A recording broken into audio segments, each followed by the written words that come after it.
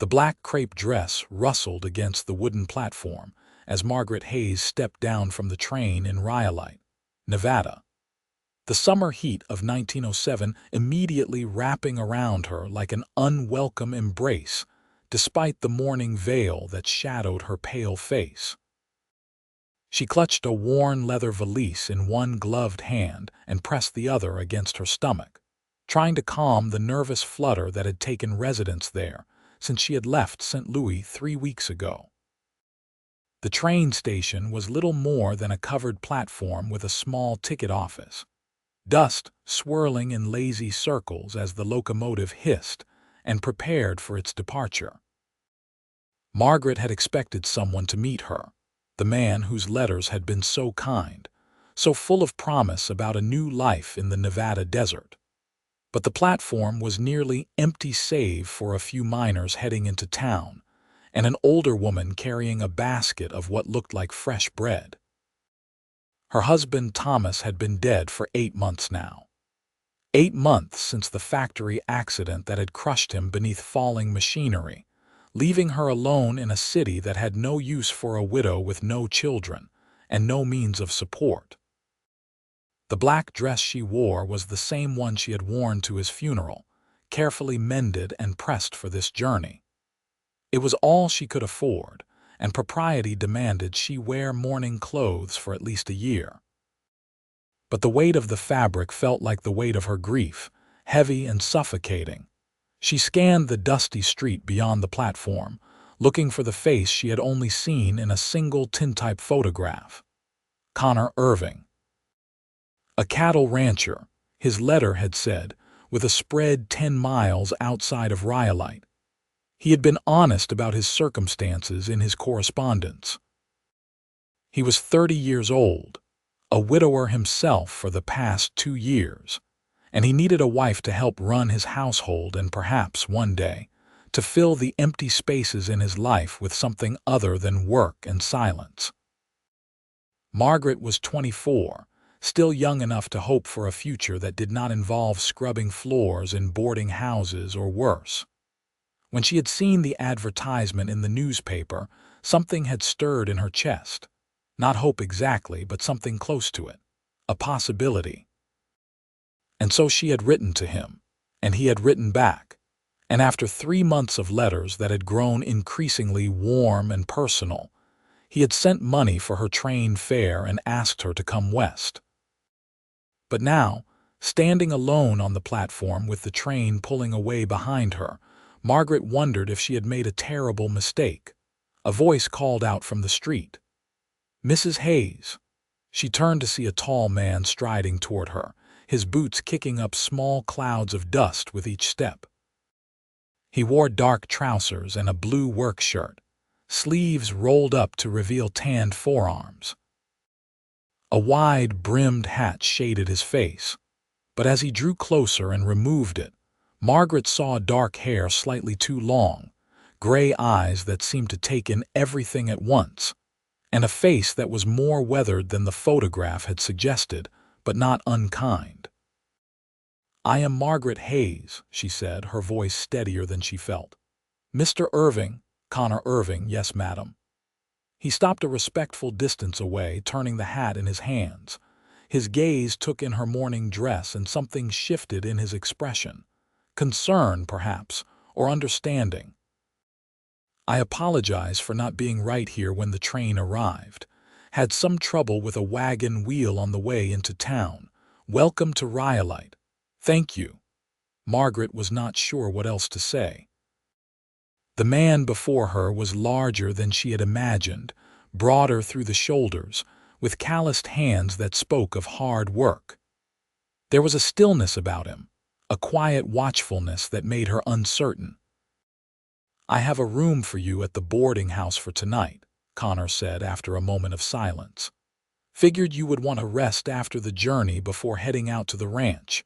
We can get the formalities taken care of tomorrow if that suits you." The formalities. He meant the wedding. Margaret felt her throat tighten.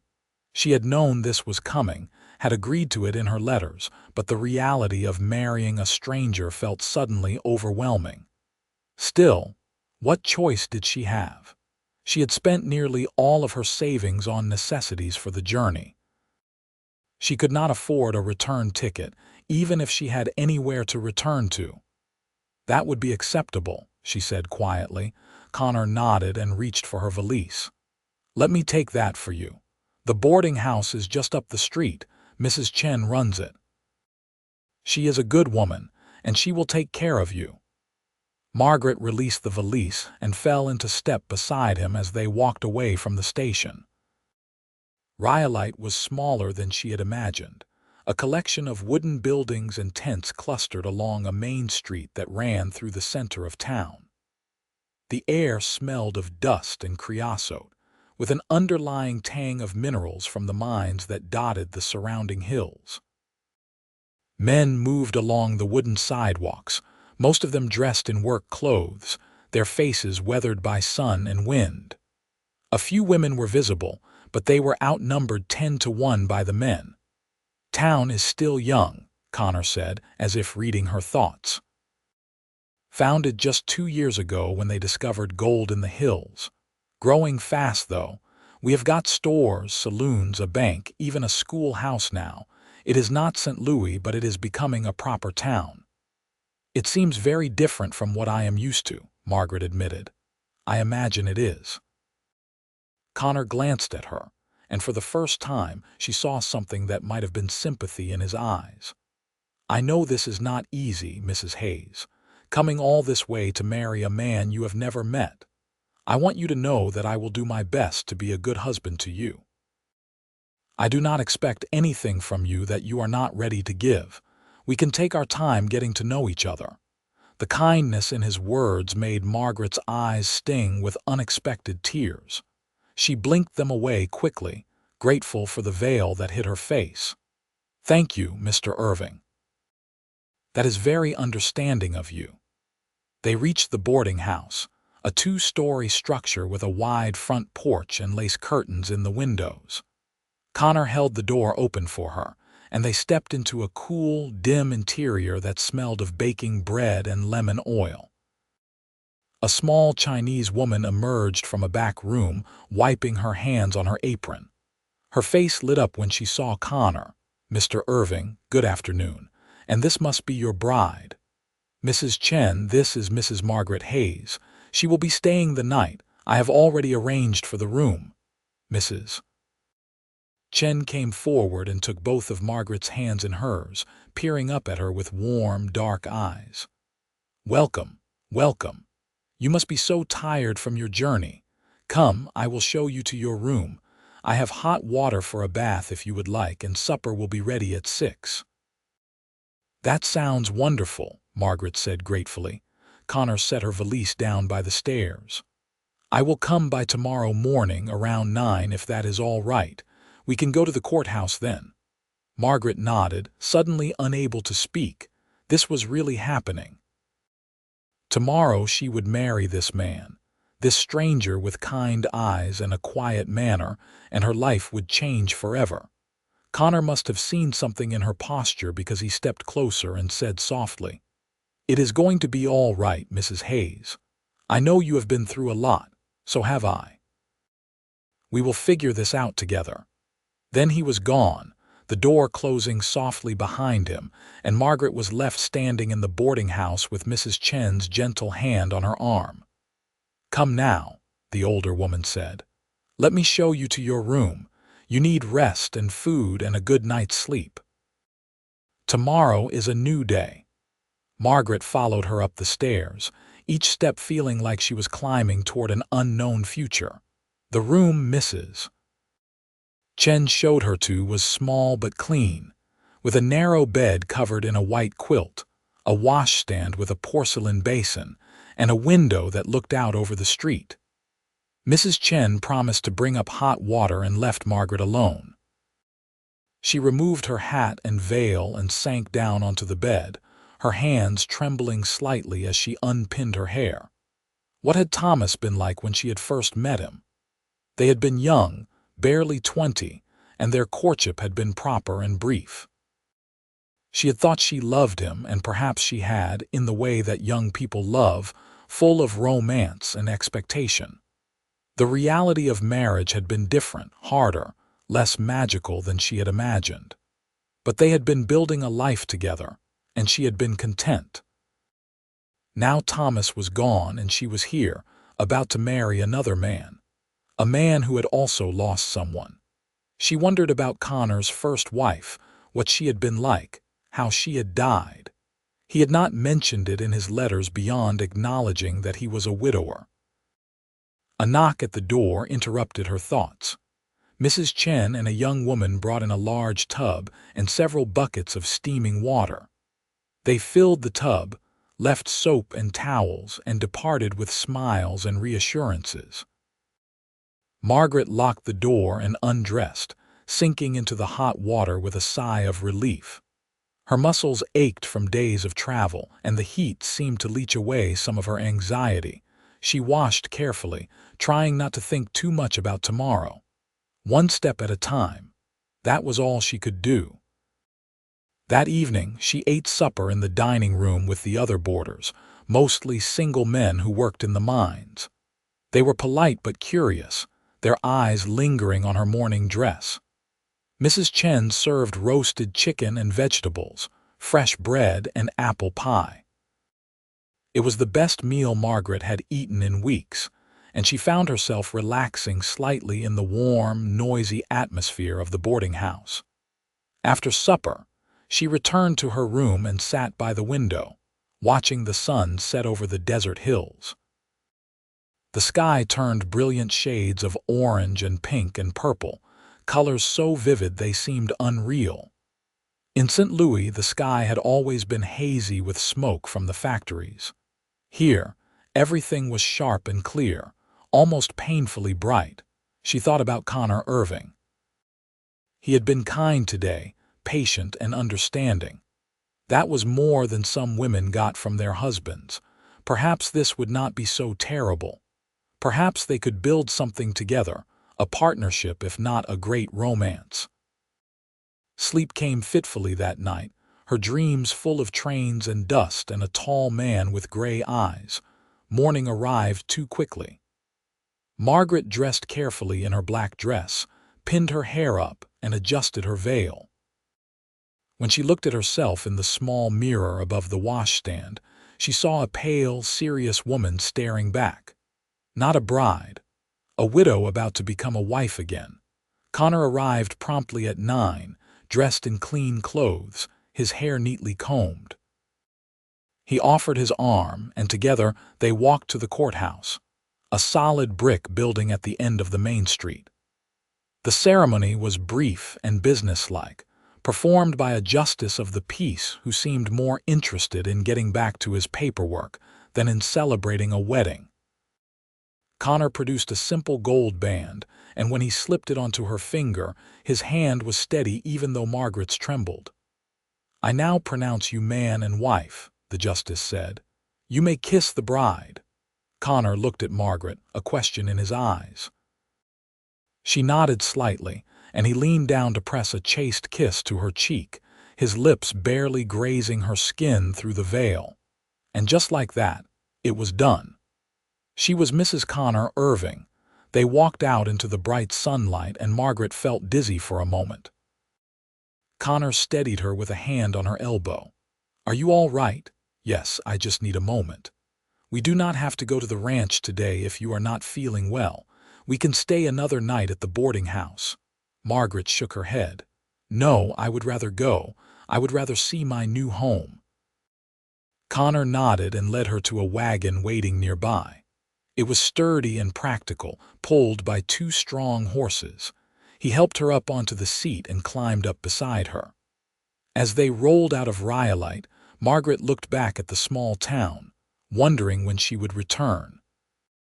The ride to the ranch took nearly 2 hours. The road was rough, little more than a track through the desert, winding between scrubby bushes and rocky outcroppings. Connor pointed out landmarks along the way, a distinctive rock formation, a dry creek bed that ran with water in the spring, the boundary markers for his land. "I have got about 500 acres," he explained. It is not much compared to some of the spreads in Texas, but it is good grazing land. I run about 200 head of cattle, mostly Herefords. I've got 2 hired hands who help with the work. Good men. They live in the bunkhouse and take their meals in the main house. Margaret listened, trying to imagine what her life would be like here. She had never lived on a ranch before. She knew nothing about cattle or horses or any of the work that went into running such a place.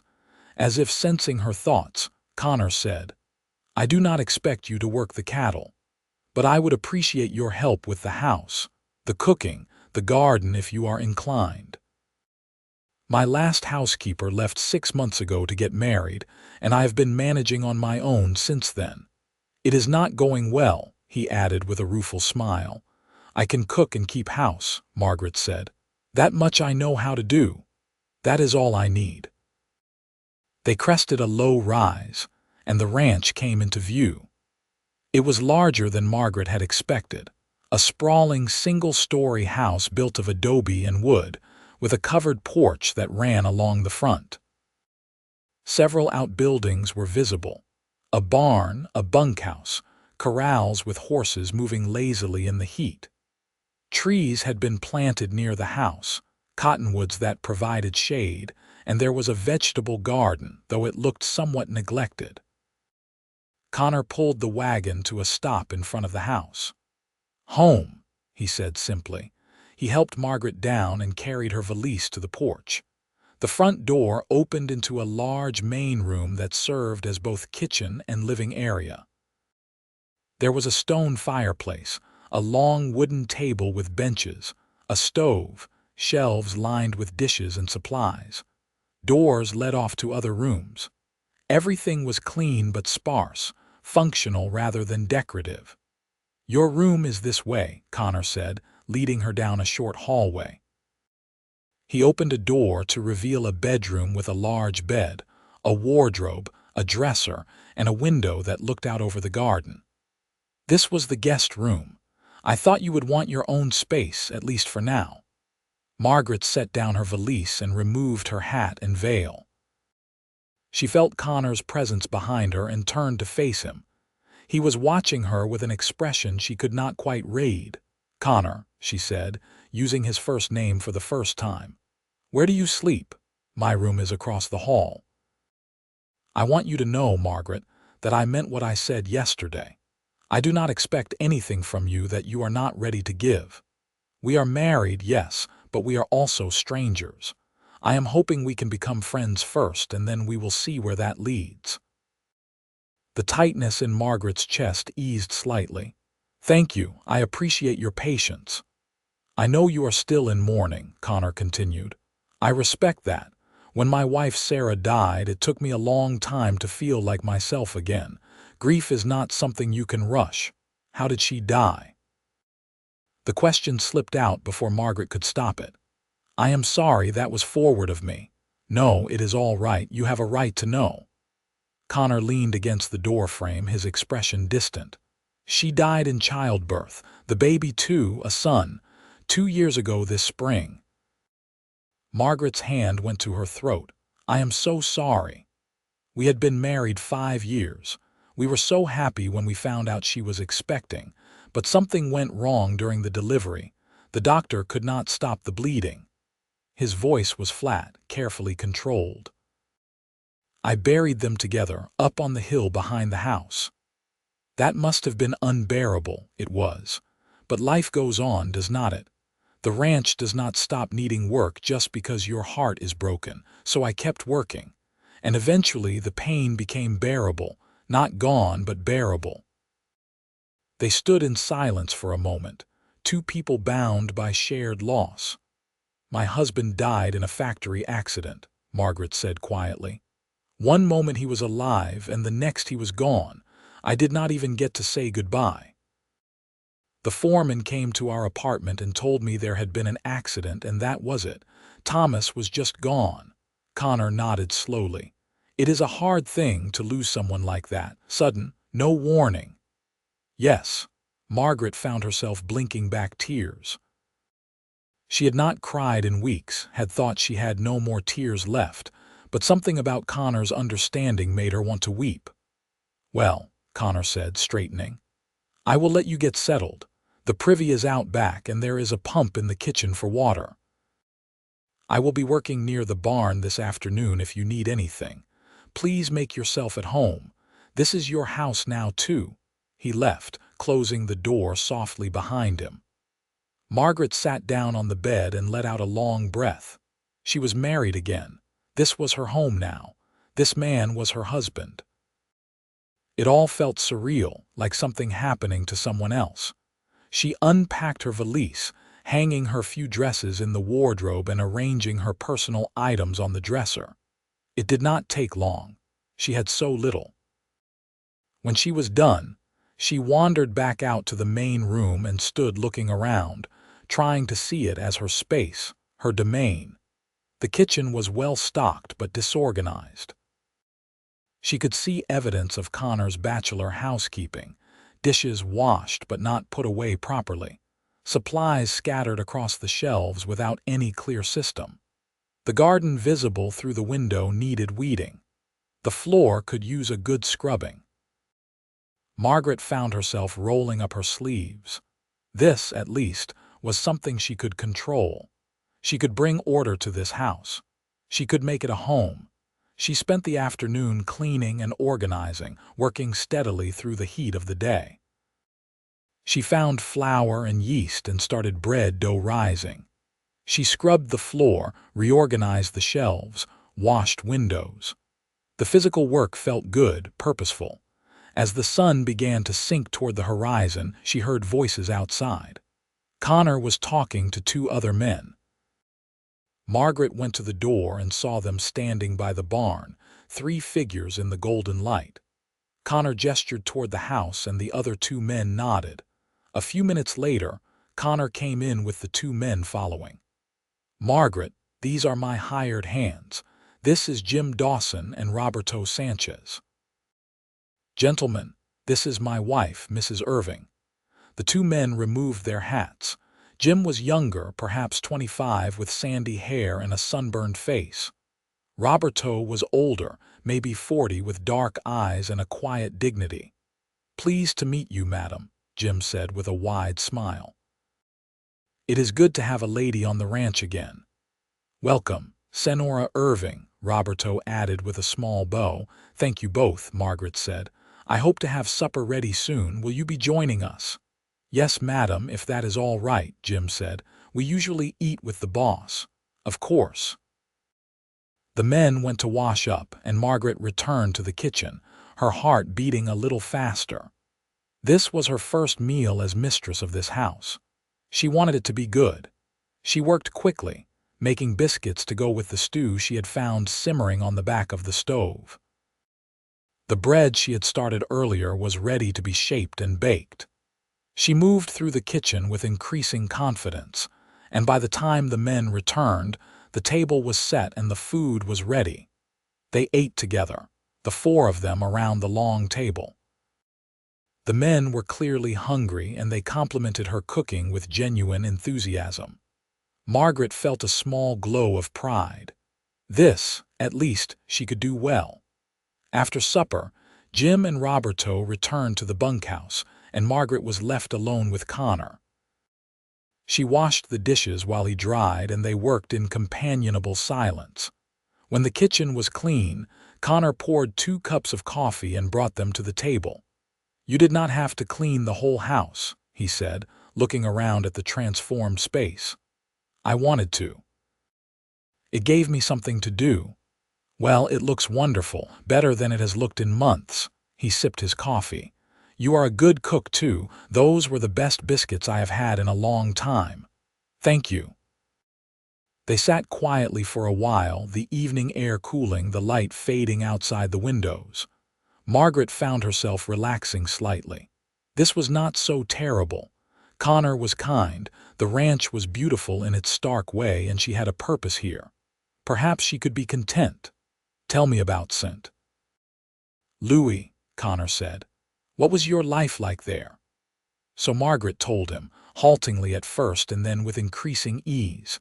She told him about growing up in the city, about her father who had been a clerk and her mother who had died when Margaret was 12. She told him about meeting Thomas, about their brief courtship and their marriage. She told him about the small apartment they had shared, about Thomas's work in the factory, about their dreams of saving enough money to buy a little house with a yard. And then she told him about the day Thomas died, about the shock and the grief, about struggling to make ends meet on her own, about the loneliness and the fear that had driven her to answer Connor's advertisement. Connor listened without interrupting, his gray eyes steady on her face. When she finished, he nodded slowly. "Thank you for telling me," he said. "I know it could not have been easy." "It actually felt good to talk about it," Margaret admitted. "I have not really talked to anyone about Thomas since he died. People in the city did not want to hear about it. They had their own troubles." "It is different out here," Connor said. "We look after each other. It is too hard to survive otherwise." "Tell me about your life," Margaret said. "Before Sarah died, what was it like?" So Connor talked, his voice low and measured. He told her about growing up in Kansas, about his father who had been a rancher and his mother who had been the daughter of a shopkeeper. He told her about learning to ride and rope, about the hard work of ranching, about coming to Nevada 5 years ago to start his own spread. He told her about meeting Sarah at a church social in Rhyolite, about courting her for 6 months before they married, about the happiness they had shared.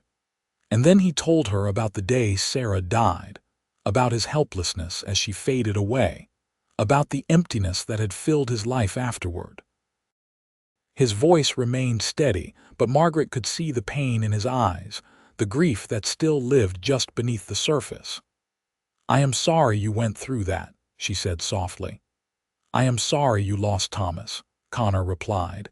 They sat in silence again, but it was a different kind of silence now. Understanding, recognition of shared pain. Eventually Connor stood. "I should let you rest. It has been a long day." Margaret rose as well. They stood awkwardly for a moment, and then Connor said, "Good night, Margaret." "Good night, Connor." She retreated to her room and changed into her nightgown, her movements slow with exhaustion.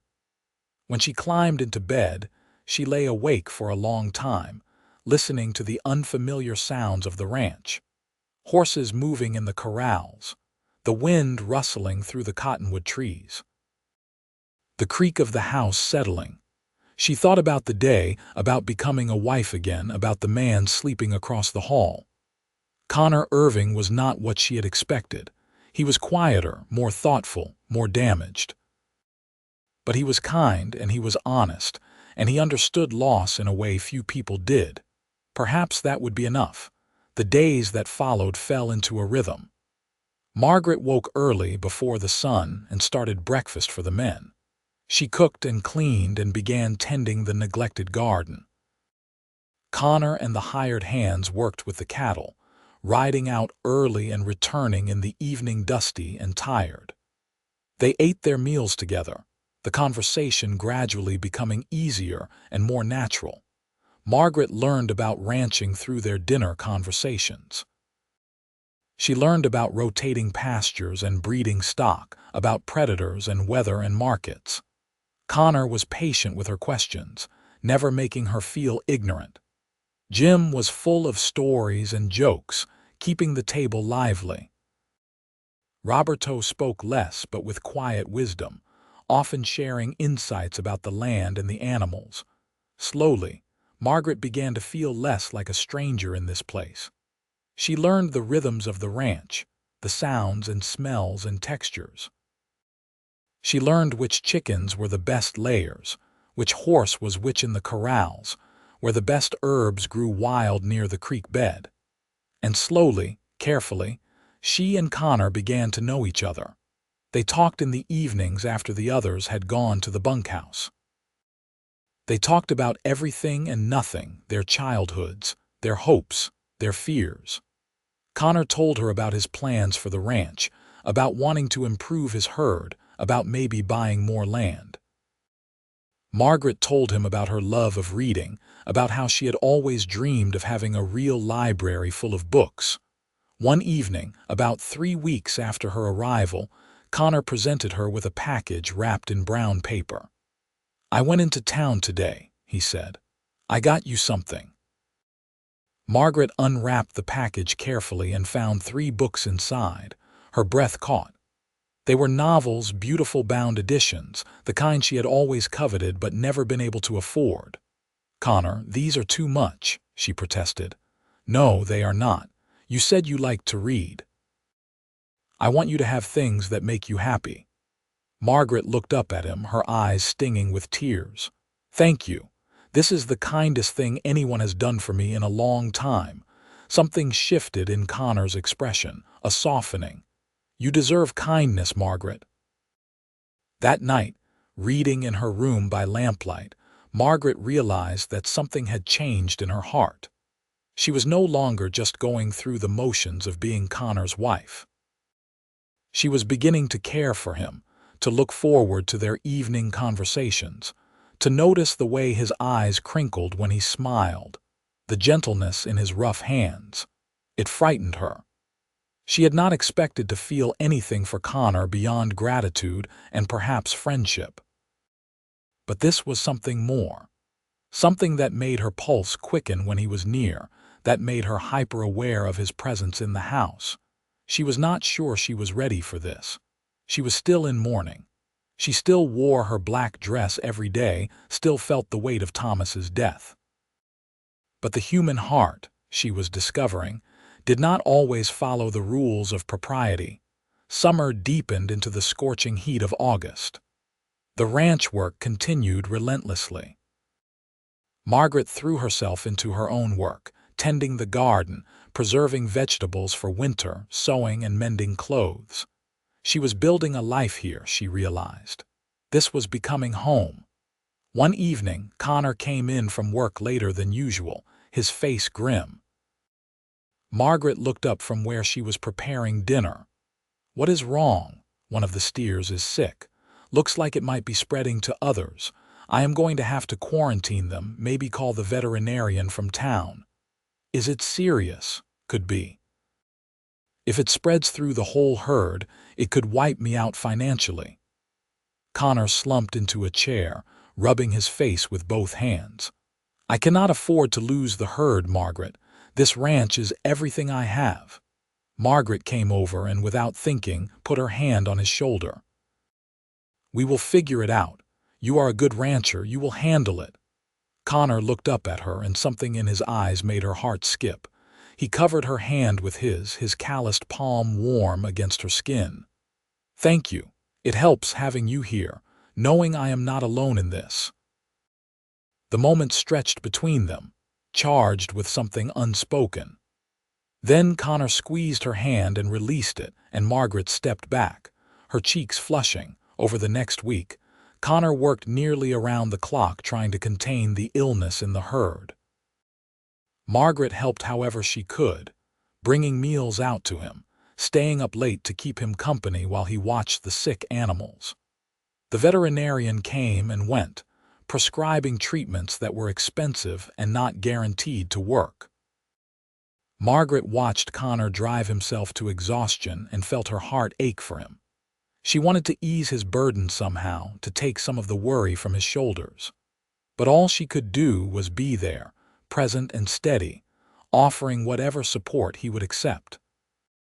Finally, after days of tension, the sick animals began to recover. The illness had been contained. Connor had saved his herd.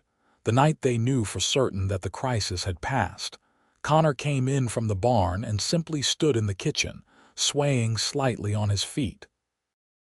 Margaret took one look at him and guided him to a chair. "You need to rest. You are going to collapse." "I am all right." "No, you are not. You have barely slept in a week. Sit down." Connor sat, and Margaret brought him food and coffee.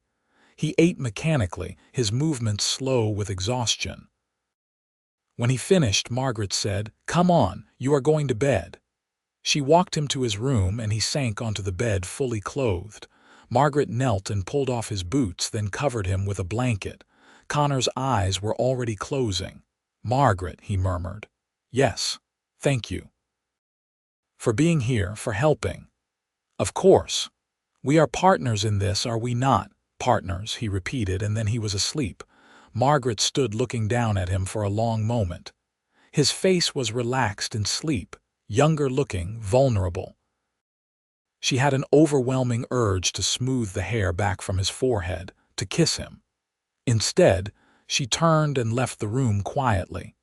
But she knew, standing alone in the darkened hallway, that she was falling in love with her husband. The realization was both terrifying and exhilarating. She had not thought she would ever feel this way again. Had not thought she wanted to.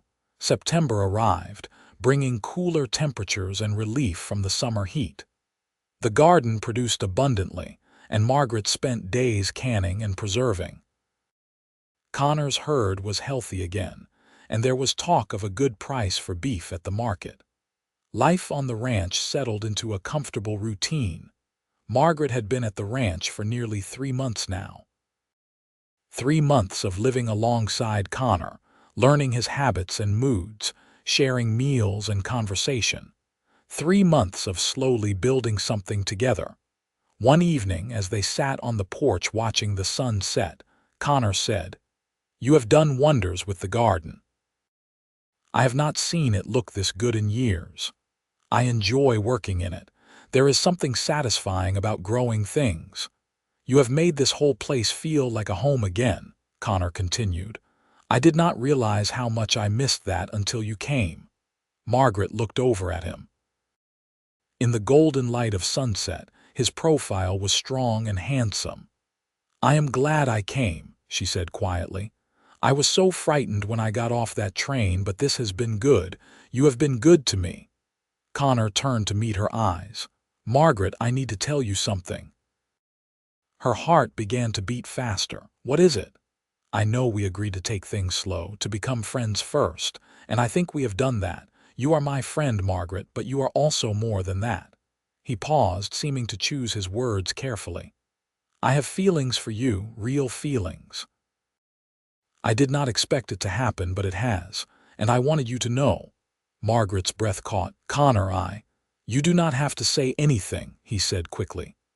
"I know you are still in mourning. I know I am probably rushing things, but I wanted to be honest with you. I care about you. A great deal." "I care about you too," Margaret said, the words spilling out before she could stop them. "I think I have been falling in love with you, and I did not know how to tell you. I felt guilty, like I was betraying Thomas somehow, but the truth is I am happy here. With you. And that feeling is only growing stronger." Connor reached over and took her hand. His grip was firm and warm. "You are not betraying anyone by being happy, Margaret. Your husband would want you to have a good life, and I promise you, I will do everything in my power to give you that." "I know you will." Margaret squeezed his hand. "You are a good man, Connor Irving." They sat in silence, hands clasped, as the sun sank below the horizon and the stars began to emerge. Margaret felt something settle in her chest, a rightness that had been missing for so long. She was where she was supposed to be, with the person she was supposed to be with. "May I kiss you?" Connor asked, his voice low. "Yes." He leaned in slowly, giving her time to pull away if she wanted to. But Margaret did not want to pull away. She wanted this, wanted him. When his lips met hers, it was gentle and sweet and full of promise. Not a passionate embrace, but something deeper. A beginning. When they pulled apart, Connor rested his forehead against hers. "I have wanted to do that for weeks." Margaret laughed softly. "So have I." They sat together on the porch until the night grew cold, talking and holding hands. When they finally went inside, Connor walked Margaret to her bedroom door. "Good night," he said, kissing her hand. "Good night, Connor." But as Margaret lay in bed that night, she wondered how much longer she would be sleeping alone. The idea of sharing a bed with Connor, of truly being his wife in every way, no longer frightened her. In fact, she found herself looking forward to it. The next morning, Margaret made a decision. She went to her wardrobe and took out her black mourning dress, holding it for a long moment. She had worn it every day for nearly a year. It had been her armor, her announcement to the world that she was not available, that she was still wrapped in grief. But she did not want to be wrapped in grief anymore. She wanted to live. She wanted to love Connor without the shadow of the past hanging over her. She folded the black dress carefully and placed it in the bottom of the wardrobe. Then she pulled out one of the other dresses she owned, a simple brown calico that she had not worn in months. It was not fancy, but it was not mourning clothes either. When she walked into the kitchen for breakfast, Connor looked up and went still. His eyes took in her dress, her face free of the veil for the first time. "You look beautiful," he said. Margaret felt herself blush. "I decided it was time. Thomas has been gone nearly a year now. I think I have honored his memory enough. It is time to move forward." Connor stood and crossed to her, taking both her hands in his. "Are you sure? I do not want you to feel rushed, I am sure. I want to be your wife, Connor, truly, not just in name." Understanding dawned in his eyes and something heated in his gaze. "Margaret." "Not yet," she said quickly. "I am not quite ready for that yet, but soon. I just wanted you to know where my heart is." Connor pulled her close, wrapping his arms around her. Margaret rested her head against his chest, feeling his heartbeat strong and steady. This was right. This was where she belonged. "Take all the time you need," Connor murmured into her hair. "I will be here whenever you are ready." The days that followed were sweet and tender. Connor courted her properly, as if they were not already married. He brought her wildflowers from the range. He took her riding, teaching her to sit a horse properly and showing her the far corners of his property. He told her stories and made her laugh. He kissed her good night at her bedroom door, and Margaret fell more deeply in love with him every day. One afternoon, Connor took her to the hill behind the house where he had buried Sarah and his son. 2 simple wooden crosses marked the graves. Connor stood looking at them for a long moment, his hand tight in Margaret's. "I loved her," he said quietly, "and I grieved for her. But loving you does not diminish that. I am beginning to understand that the heart has room for more than one love, more than one chapter." "She would want you to be happy," Margaret said. "Yes, she would." Connor turned to her. "Just as your husband would want you to be happy." Margaret nodded, feeling tears slip down her cheeks. But they were not tears of sadness. They were tears of release, of letting go, of stepping fully into this new life. Connor wiped her tears away gently. "You will never mourn alone again," he said. "I promise you that. Whatever sorrows come, whatever joys, we will face them together." "Together," Margaret echoed. He kissed her then, soft and deep, and Margaret felt something in her chest expand like a door opening onto a sunlit room. She was ready. Ready to let go of the past, ready to embrace the future. Ready to be Connor's wife in every way. That night when Connor walked her to her bedroom door, Margaret did not let go of his hand. "Stay," she said simply. Connor's eyes searched hers. "Are you certain?" "I am certain. I love you, Connor, and I want to be with you." He cupped her face in his hands and kissed her with a passion that had been carefully leashed until now. Margaret kissed him back, her arms winding around his neck, her body pressing close to his. When they finally broke apart, both were breathing hard. Connor opened her bedroom door and drew her inside, closing it behind them. And there, in the quiet of the night, Margaret became his wife fully and completely. It was tender and sweet and awkward in the way of new lovers, but it was also beautiful. They learned each other slowly, patiently, with care and growing confidence. Afterward, lying in Connor's arms, Margaret felt a peace she had not known in a long time. This was right. This was home. This was love. "I love you," Connor whispered against her hair. "I think I have loved you almost from the moment you stepped off that train in your widow's clothes, so brave and so scared." "I love you too," Margaret said. You have given me a life I never thought I would have. You have given me hope." They fell asleep tangled together, and when morning came, Connor was still there. From that night on, they shared a bed and a life, truly married in every sense. The weeks that followed were perhaps the happiest of Margaret's life. She and Connor were inseparable, stealing kisses in the kitchen, holding hands on the porch, laughing together over meals. The hired hands noticed the change and smiled knowingly, but said nothing.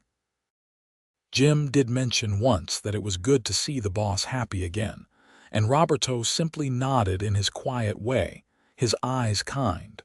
Autumn arrived in a blaze of gold and red. The cattle were driven to market, fetching a good price. Connor used some of the profits to buy Margaret gifts, a new dress, a set of fine china, more books. She protested that he was spending too much, but he insisted. He wanted to give her everything. In return, Margaret made the ranch house into a real home. She sewed curtains for the windows, planted bulbs for spring flowers, filled shelves with jars of preserves. She cooked elaborate meals and packed special lunches for Connor to take with him when he rode out. She cared for him with a tenderness that came from deep love. One October morning, Margaret woke feeling queasy. She barely made it to the wash basin before she was sick. Connor hovered anxiously, holding her hair back. "Maybe you ate something bad," he said, but Margaret knew better. She had suspected for a week now, had noticed the changes in her body. She turned to look at Connor, her eyes wide. "I think I might be with child." Connor went very still. "Are you sure?" "Not completely, but the signs are there." He pulled her close, his arms tight around her. "A baby," he whispered. "Margaret, are you happy about this?" "I am terrified," she admitted. "But yes, I am happy. Are you?" "I am more than happy. I am over the moon." He pulled back to look at her, his eyes bright. "But I am also scared after what happened with Sarah." "I know, but we cannot live in fear. Whatever happens, we will face it together." "Remember, together," Connor agreed. As the weeks passed and Margaret's pregnancy became undeniable, Connor became almost comically protective. He would not let her lift anything heavy, insisted she rest frequently, worried if she looked the slightest bit tired. Margaret found it both endearing and exasperating. "I am pregnant, not made of glass," she told him one day when he tried to stop her from hanging laundry. "I know. But I cannot lose you, Margaret. I just cannot." She saw the fear in his eyes, the memory of another pregnancy, another wife. She took his face in her hands. "You will not lose me. I am strong and I am healthy. This baby is going to be fine, and so am I." Connor kissed her palms. "I am going to hold you to that." Winter came, cold and harsh. Snow fell in the mountains, though the valley where the ranch sat received less. The cattle were brought closer to the house for easier care. Connor, Jim, and Roberto worked long hours keeping the animals fed and healthy. Inside, Margaret nested. She sewed baby clothes from soft cotton, knitted tiny blankets, prepared a cradle that had been Connor's when he was a baby. She read books about childbirth and infant care, trying to prepare herself for what was coming. Connor brought the doctor from Rhyolite to examine her. Dr. Harrison was an older man with kind eyes and gentle hands. He pronounced her healthy and the baby strong. "Delivery should be sometime in early spring," he said. "Around March, I would guess. Send for me when her time comes." March seemed both impossibly far away and terrifyingly close. Margaret had never been through childbirth before. She had heard stories, of course, both encouraging and horrifying. She tried not to dwell on the fear, but sometimes at night it crept in, making her breath come fast. Connor always seemed to know when she was afraid. He would pull her close and talk to her about the future, about their child growing up on the ranch, learning to ride and rope, going to school in Rhyolite. He painted pictures with his words of a life full of love and laughter, and Margaret would relax, letting his vision soothe her. Christmas came and they celebrated quietly at the ranch. Margaret cooked a feast and Jim and Roberto joined them. They exchanged small gifts and sang carols, and for a few hours, the house was full of joy and warmth. Connor's gift to Margaret was a locket on a gold chain. Inside were two tiny photographs, one of Thomas and one of Sarah. "I know they are gone," Connor said as Margaret stared at the locket with tears streaming down her face. "But they were part of our lives. They shaped us into the people we are. I thought you might want to carry them with you." "It is perfect," Margaret whispered. "Thank you." She fastened the locket around her neck, and it rested there against her heart, a reminder of the past but also of how far she had come. The new year of 1908 arrived with a fierce snowstorm that trapped them all indoors for 3 days. Margaret read aloud from her books while the men played cards and told stories. When the storm finally broke, they emerged into a world transformed, everything covered in a blanket of white. As winter slowly gave way to early spring, Margaret grew larger and more uncomfortable. Her back ached constantly. She could not find a comfortable position to sleep. The baby was active, kicking and rolling, making its presence known. Connor was attentive and patient, rubbing her back, helping her with tasks that had become difficult, never complaining when she woke him in the night because she could not sleep.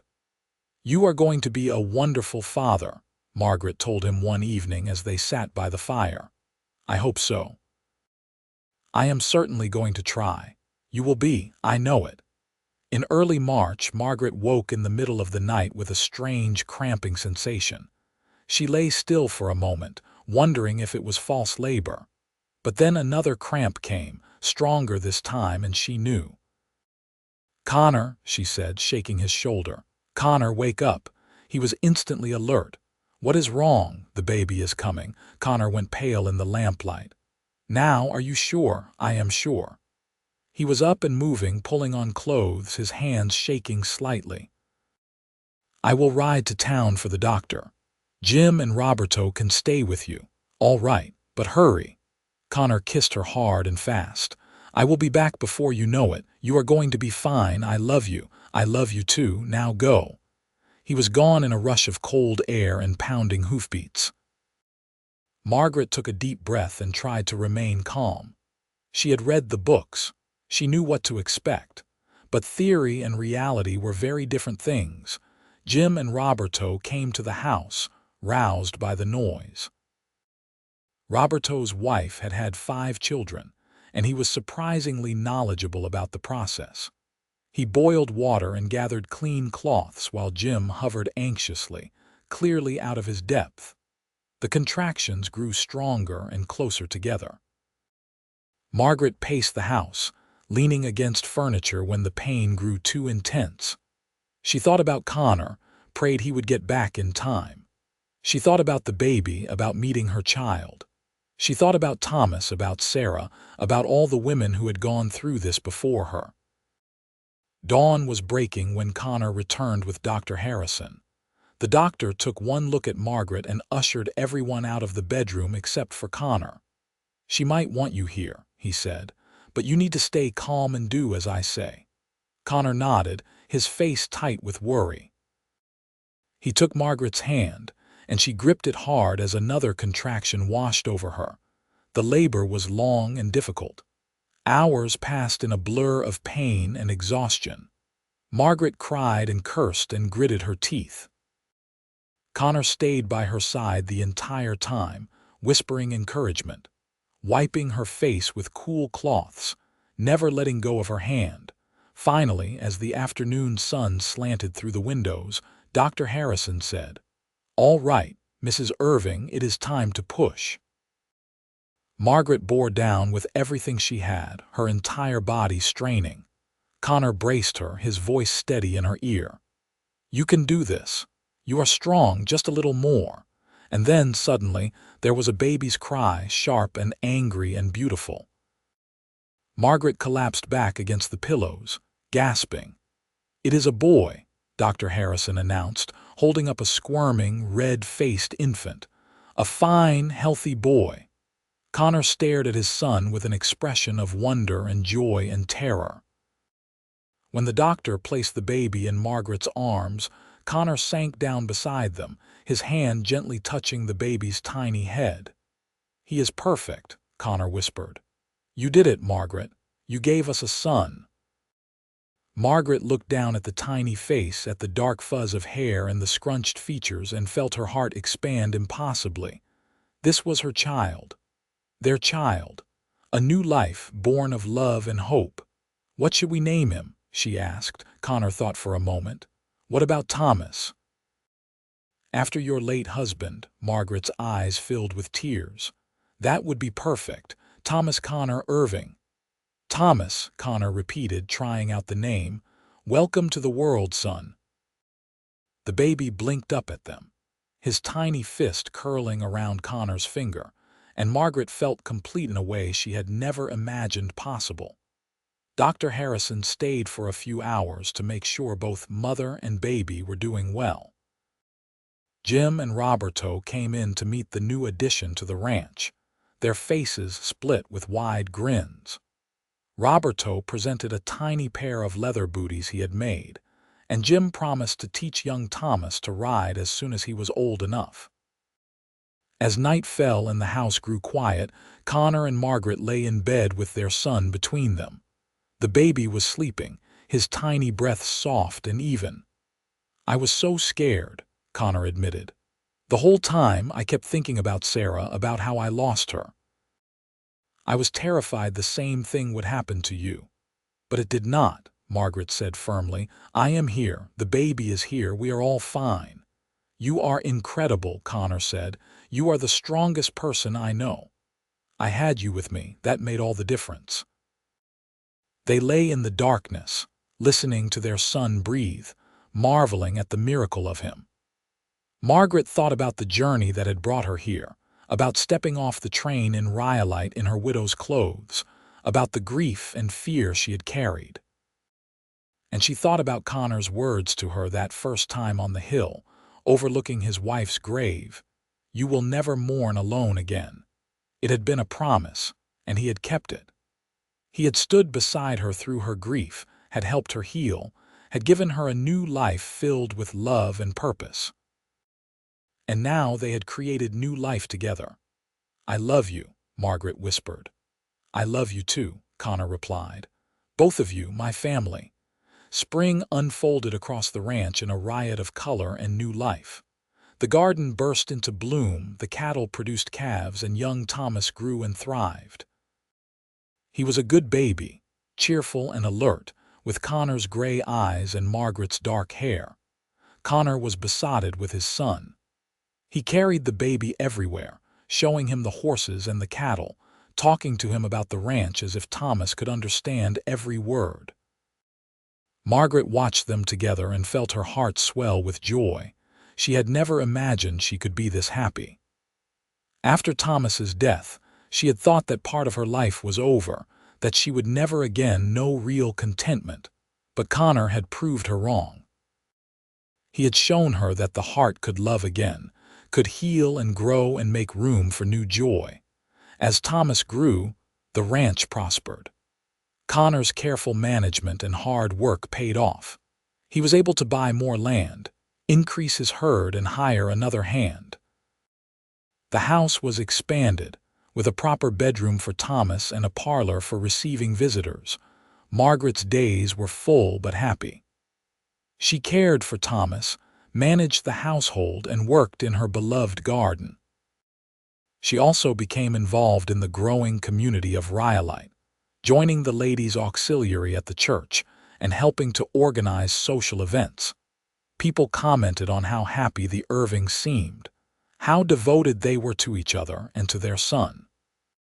Some of the older women remembered when Connor had been a grieving widower, and they marveled at the transformation love had wrought. On Thomas's first birthday, they had a celebration at the ranch. Friends from town came, bringing gifts and good wishes.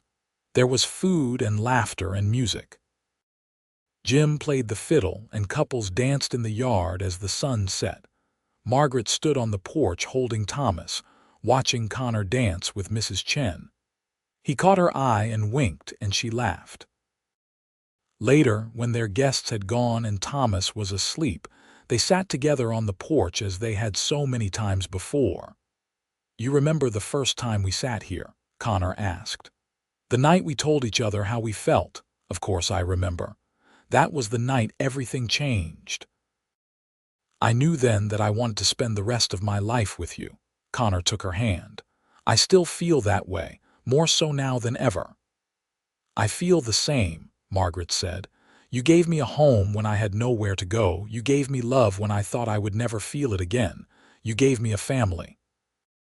"We gave each other those things," Connor corrected. "You saved me too, Margaret. I was just existing before you came. You taught me how to live again." They sat in comfortable silence, hands clasped, as the stars emerged overhead. In the distance, a coyote howled, and the horses answered with soft whinnies. These were the sounds of home, of life on the ranch, of the world they had built together. Years passed, each one bringing new joys and challenges. Thomas grew into a sturdy, curious boy who followed his father everywhere, learning the ways of the ranch. Margaret and Connor welcomed 2 more children, a daughter they named Sarah Rose, and another son they called James. The house was full of noise and laughter and love. Connor expanded the ranch until it was one of the most successful in the region. He became known as a fair and honest dealer, and other ranchers sought his advice. Margaret established a small school on the ranch for Thomas and the other children in the area, teaching them reading and arithmetic. Through it all, their love for each other deepened and matured. They were partners in every sense, sharing the work and the joys, supporting each other through difficult times, celebrating successes together. They had built something lasting, something real. On their 10th wedding anniversary, Connor took Margaret back to Rhyolite, to the train station where they had first met. They stood on the platform, and Connor took her hands. "10 years ago, you stepped off that train in your mourning clothes," he said. "You were the bravest person I had ever met, even though you were terrified. You took a chance on me, on this life, and you changed everything." "You changed everything for me too," Margaret replied. "You gave me a reason to stop mourning and start living. You kept your promise, Connor. I have never had to mourn alone, and you never will." Connor pulled her close. "I love you more today than I did 10 years ago, and I will love you more tomorrow than I do today. That is my promise to you, for as long as we both shall live." Margaret kissed him there on the platform, not caring who saw. This man, this life, this love, it was everything she had never known to ask for and everything she needed. As they rode back to the ranch in the wagon, the sun setting ahead of them, Margaret thought about the journey that had brought her here. She thought about loss and grief, about taking chances and new beginnings. She thought about the woman she had been, arriving in widow's clothes with nothing but hope and desperation. And she thought about the woman she had become, strong and confident and deeply loved. When they arrived home, their children ran out to greet them, Thomas scooping up little Sarah while James toddled after them. Connor lifted James into his arms, and they all went inside together, a family, whole and happy. That night, lying in bed with Connor's arms around her, Margaret whispered, "Thank you." "For what?" Connor murmured, half asleep. "For everything. For loving me. For giving me this life. For being exactly who you are." Connor tightened his arms around her. "Thank you for taking a chance on a lonely cowboy with a broken heart. Thank you for healing it." They fell asleep wrapped together, and outside the window, the desert stars shone bright and clear, witnesses to a love that had grown from grief and loss into something beautiful and lasting. The years continued to roll by, bringing changes and constants in equal measure. The children grew tall and capable. Thomas became his father's right hand on the ranch, showing an aptitude for the work that made Connor's chest swell with pride. Sarah proved to have her mother's love of learning and her father's determination, a combination that made her formidable.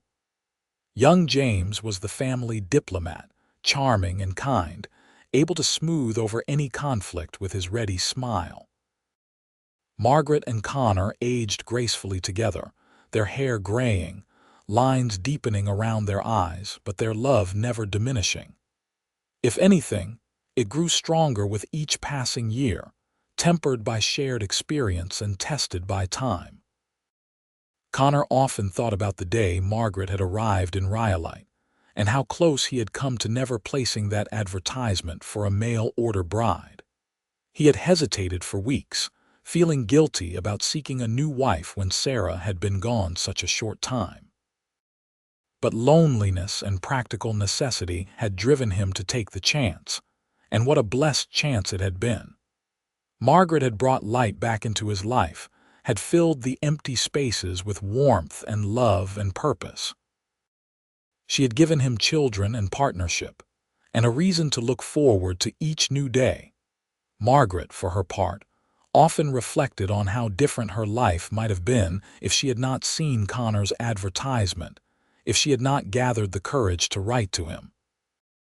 She might have ended up in a factory, working herself to exhaustion for pennies. She might have remarried out of desperation to someone unkind. She might have slowly faded away, worn down by poverty and grief. Instead, she had found love and home and a life richer than anything she had imagined.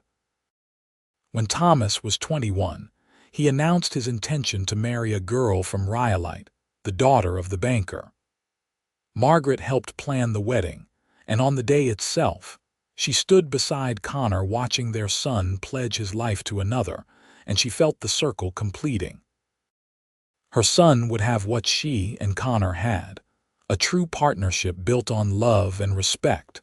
Sarah followed a few years later, marrying a teacher who had come west from Boston.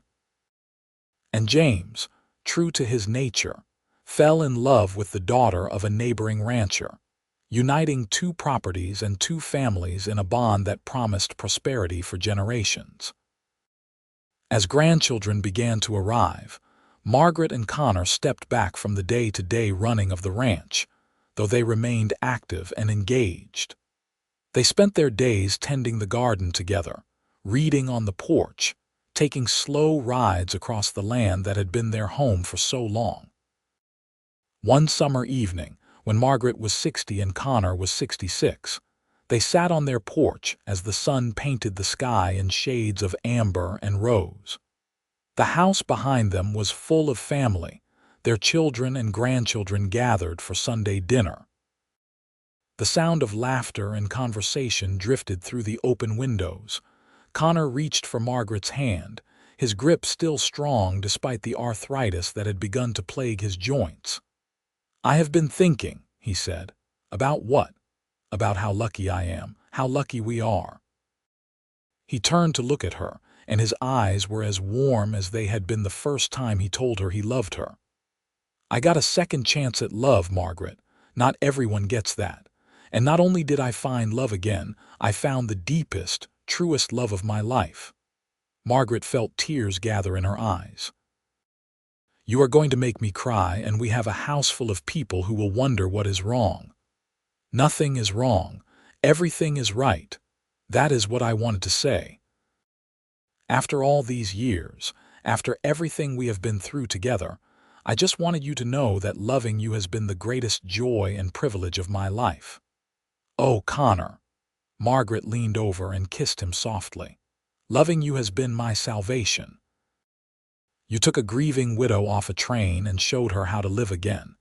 You gave me a family, a home, a purpose. You kept your promise to me all those years ago. I never had to mourn alone. Every sorrow we faced together. And every joy was sweeter because I shared it with you." They sat in silence for a while, hands clasped, hearts full. Inside the house, someone called their names. It was time for dinner. Time to gather around the table with their family, to share food and stories and love. Connor stood and helped Margaret to her feet. They walked inside together, still hand in hand after all these years, and took their places at the head of the table. Their children and grandchildren surrounded them, faces bright with love and happiness. Connor bowed his head to say grace, and his prayer was simple and heartfelt. He thanked God for the food, for the family gathered there, and most especially for the woman sitting beside him, the love of his life, his partner in all things. When the prayer ended, Margaret squeezed his hand. Their eyes met, and no words were needed. Everything that mattered was there in that look, a lifetime of love and devotion, of shared joys and sorrows, of promises kept and faith rewarded. As the meal began and conversation swirled around them, Margaret thought back one last time to that dusty train platform in Rhyolite, to the terrified young widow in mourning clothes who had taken a leap of faith into the unknown. She thought about Connor's first words to her, his kindness and patience, his understanding of grief and loss. And she thought about all the years since, each one a gift, each day another stitch in the beautiful tapestry of their shared life. She had arrived in widow's clothes, wrapped in grief and fear. But Connor had seen past the mourning dress to the woman beneath, had recognized in her a kindred spirit, someone who understood loss but was still brave enough to hope for more. Together they had built something lasting. Together they had healed old wounds and created new joys. Together they had proved that love could bloom again, even in the hardest soil, even after the deepest loss. Margaret looked around the table at her family, at the legacy she and Connor had created together, and felt a profound sense of gratitude and peace. This was what love looked like. Not just the passionate beginning, but the steady, enduring partnership that weathered all storms and celebrated all victories. This was the life she had found when she stepped off that train in Rhyolite so many years ago. This was the life Connor had given her when he promised she would never mourn alone again. And it was more, so much more, than she had ever dared to dream. The evening stretched on, full of food and laughter and the comfortable chaos of a large family gathering. When at last the grandchildren had been tucked into various beds and the adult children had departed for their own homes, Margaret and Connor found themselves alone again on the porch, the place where so much of their love story had unfolded. The night was cool and clear, the sky a vast expanse of stars. Connor wrapped a blanket around Margaret's shoulders and pulled her close against his side. "Another good day," he said. "The best kind of day," Margaret agreed. "Surrounded by family, by love. I hope we have many more of them." "We will." Margaret turned to kiss his cheek. "We will have as many as God grants us, and we will treasure every one." They sat together in the darkness, two souls who had found each other against all odds, who had built a life of meaning and purpose from the ashes of their grief. The desert wind whispered through the cottonwood trees, carrying with it the scent of sage and earth and home. And in that moment, under the vast Nevada sky, Margaret Hayes Irving knew with absolute certainty that she was exactly where she was meant to be, with the man she was meant to love, living the life she was meant to live.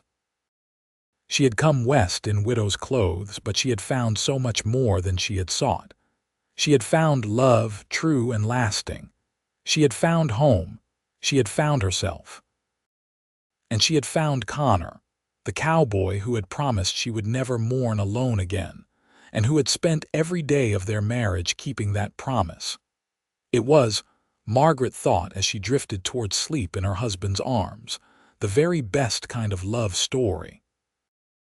Not one without pain or challenge, but one where love conquered all, where two broken people had made each other whole, where promises were kept and faith was rewarded. Their story, born on a dusty train platform in Rhyolite, Nevada, in the summer of 1907, had unfolded into something beautiful and lasting, a testament to the power of love, the strength of the human spirit, and the endless possibilities that await those brave enough to step into the unknown. And as the stars wheeled overhead and the desert night embraced them, Margaret and Connor Irving rested together, content in the knowledge that their love would endure for all the days of their lives and beyond, a legacy of hope and devotion for generations to come.